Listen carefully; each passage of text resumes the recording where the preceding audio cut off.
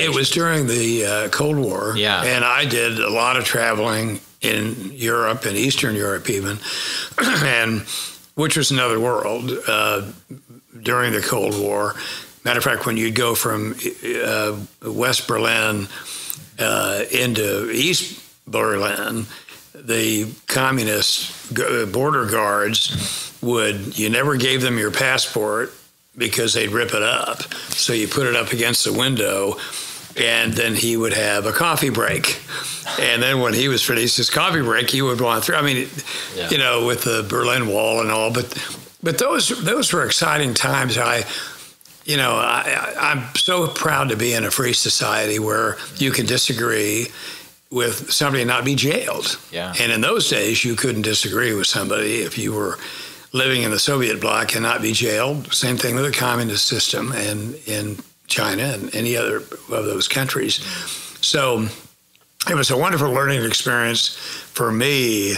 But I just soaked it all in and was, you know, in the middle of a lot of interesting things for Uncle Sam during that period. Yeah, well, I mean, you're aware of you see how the world works, right? And how nations work together or might not work together. And you see a lot of, you know, you're in the room when a lot of important decisions are being made where the rest of the world has no idea. Right. You know, and that's, you know, and you look back and, you know, you look back and 20, 30 years later, you might see the result of the decisions that were made collectively in that room or between whoever, and now you get to see the effects of that. And, you know, some people might have no idea who was in that room that day and made those decisions, but you know, and that's got to be... Well, no, and you know, Mike, what you do is you draw conclusions about what kind of people do you want to see in charge of your country or particular policies or bureaus or agencies.